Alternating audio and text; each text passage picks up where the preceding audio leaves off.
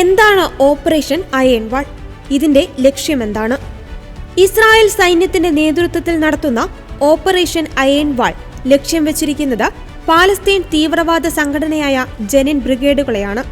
Israel നിയന്ത്രിത west bank സംരക്ഷിക്കുക, തീവ്രവാദ സംഘടനകളുടെ അടിസ്ഥാന സൗകര്യങ്ങൾ നിർവീര്യമാക്കുക, നിലവിലെ ഭീഷണികൾ ഇല്ലാതാക്കുക എന്നതാണ് ഓപ്പറേഷന്റെ ലക്ഷ്യങ്ങൾ.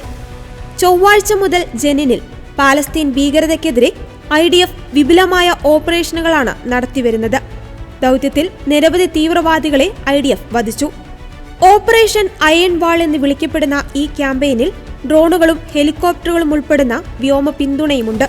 ലെബനനിലെ ഹിസ്ബുള്ളയുമായും ഗാസയിലെ ഹമാസുമായും വെടിനിർത്തൽ നിലവിൽ വന്ന സാഹചര്യത്തിൽ വെസ്റ്റ് ബാങ്കിൽ പ്രശ്നങ്ങൾ സൃഷ്ടിക്കുന്നതിൽ നിന്ന് ഹമാസിനെയും മറ്റുള്ളവരെയും തടയുന്നതിനുള്ള പാലസ്തീൻ ഭീകരതയ്ക്കെതിരായ വിശാലമായ ശക്തി പ്രകടനമാണിതെന്നാണ് ഇസ്രായേൽ പ്രധാനമന്ത്രി അയൺ വാളിനെ കുറിച്ച് പറയുന്നത്.